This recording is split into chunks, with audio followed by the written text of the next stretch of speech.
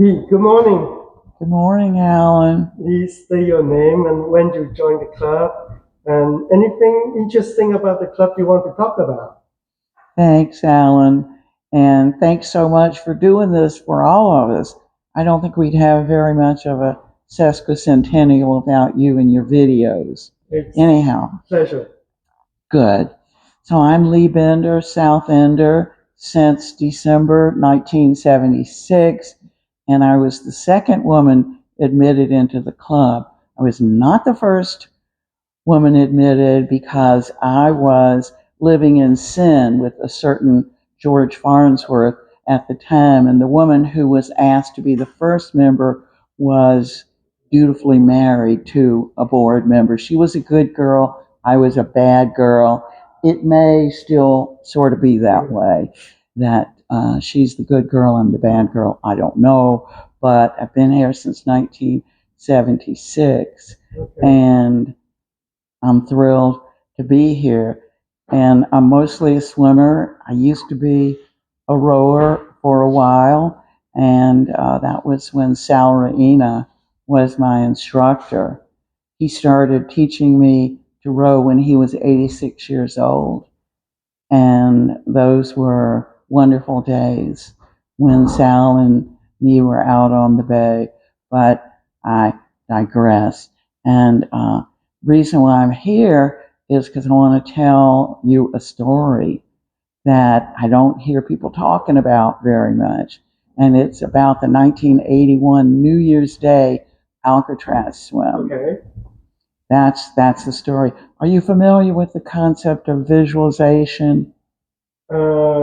When bowling, yes, I want to see where the ball is going to go. There you go. There you go. Exactly. So you see in your mind's eye, you imagine something happening Yes. that you want to happen. Okay. And the more vividly you can imagine it, the greater the probability is that that will actually manifest what you're seeing. Okay, Yes. so that's what I was doing to prepare for the swim because I had never done New Year's Day and I was scared. Also, I was in a bitter rivalry with my ex-boyfriend, George Farnsworth, at the time, and I wanted to visualize myself defeating Farnsworth in the race. Okay. Right. I can't wait to hear. So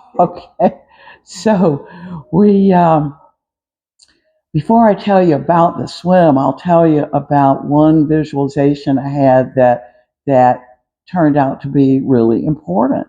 I was using this tool with terrific results in my business, so I decided I'm going to try it for the swim. Fast forward to the day of the swim. We're supposed to be here super early, and we're here. And there's a whole bunch of people here, and there's even a reporter here. And the reporter comes up to me and asks me a few questions. I had long since forgotten about that, except a few weeks ago when we had the dinner and the happy hour for the first women. One of the members, Bob Jocknowitz, came up to me and showed me that he had that video of myself on New Year's Day 1981. So I want to see if I can get a copy of it. But anyway, that's what reminded me that such a record did exist. Anyway, so here comes the day. We're all here. It's really early in the morning. It's dark, and people are standing around waiting for the prep. And whoever was in charge gets up and says, "Oh, we really miscalculated the tide, so we're going to have to put off this swim for a couple hours." Couple hours, yeah. So they were like, "We're going to head out about 7 a.m. Okay, great. So we're heading out to Alcatraz, and I'm looking around me, and there are a lot of people on that ship. And I'm thinking, wait, I had to do a double cove to qualify. Did all of these people qualify? I don't think all these people are qualified, but anyway, that was my thought. So we jump in the water, and right away, there seems to be a problem because people are scattered, well, mostly heading west, not so much east and west as is usually the case. You know, the currents swirl. It's a mess around Alcatraz. Anyway, people seem to be rapidly moving westward. And so I'm swimming and doing my best, and I'm trying to keep Farnsworth in view. And I'm swimming, and the water is really weird. It's pushing me up and pulling me up, and it's like a washing machine. I'm bobbing up and down in the water, and it's scary. And I'm thinking, what in the world is going on? Meantime, I can see I'm rapidly moving toward the Golden Gate Bridge. And then I noticed there's sailboats all around. Sailboats are coming in among the swimmers. I didn't know it at the time. What was going on is that the sailboats were picking up the swimmers. The pilots were picking up swimmers too, but it was obviously a disaster. So I'm swimming further. I'm maybe 2/3 of the way across, and this pilot tries to pick me up, get in the boat. And I'm like, screw you. I'm not getting in the boat as long as that old man's still in the water. So he goes away. He leaves me alone, and I keep swimming, and I'm following Farnsworth. By now we're down at Yacht Harbor, and it's still a mess.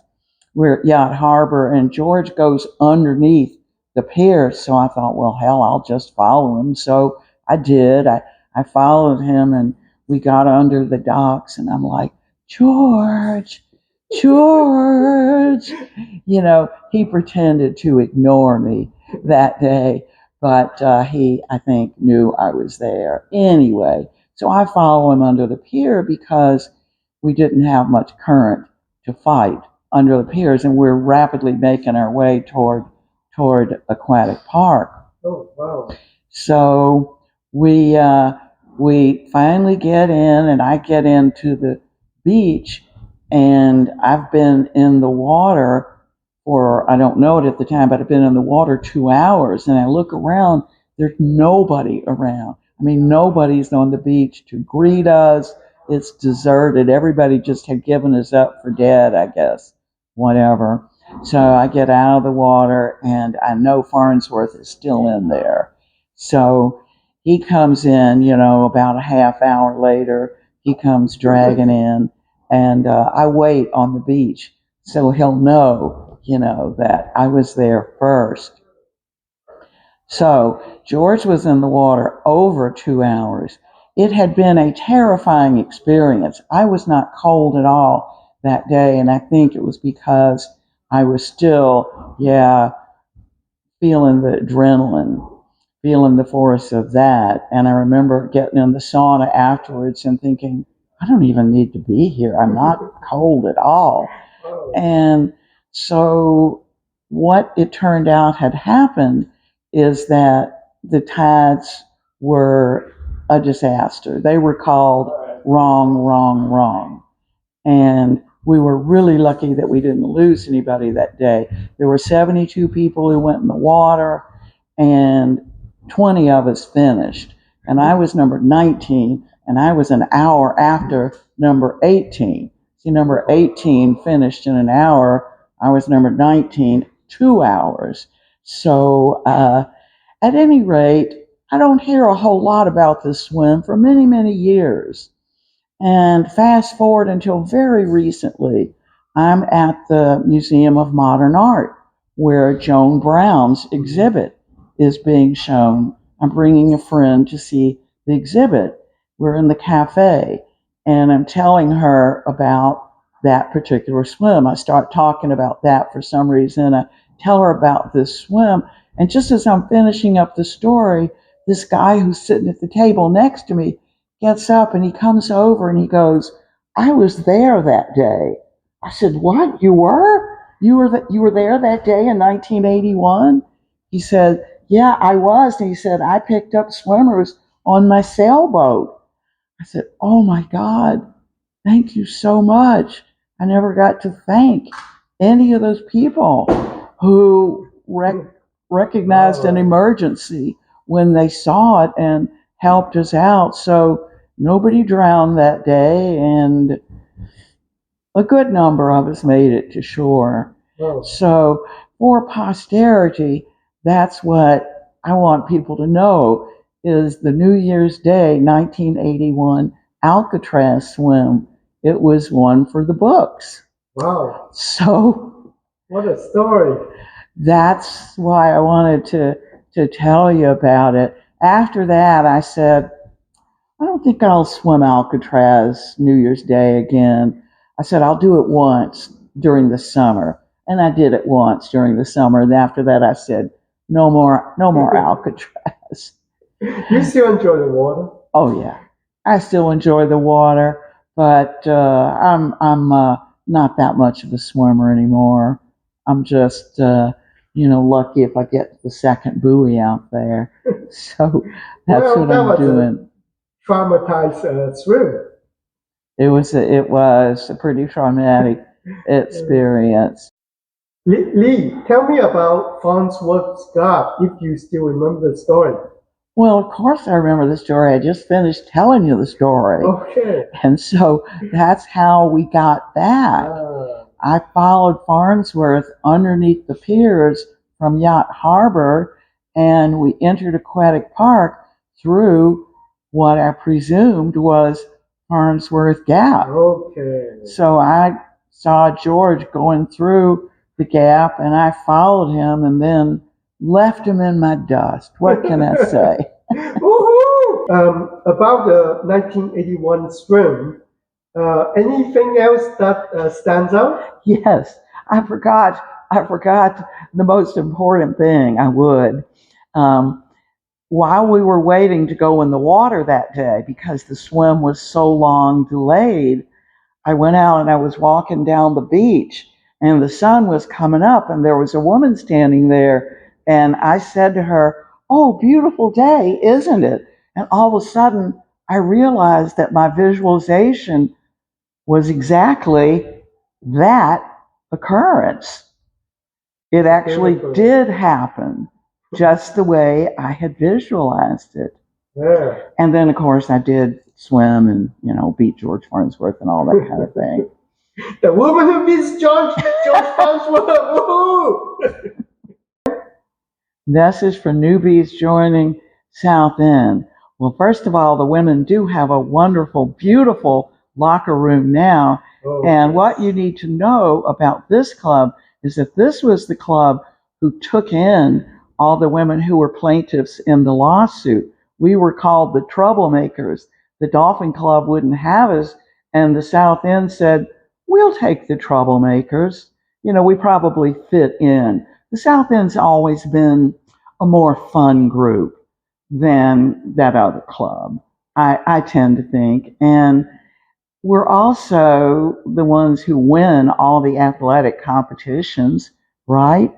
About 90% of the annual competitions. So we have a very proud history. And the South End was, as I understand it, initially a club for working class people, and all the policemen and firemen belonged to this club. And I think working class roots are something we can be proud of too. Yes. So maybe the South Enders weren't so hoity-toity when it came to troublemakers. Or the fellow neighbors. All right, Lee, happy 150. Thank you. Happy 150 to you, Alan. And to all the club members. Yay! Happy 150. Thank you, Lee. Well, thank you, Alan. That was fun.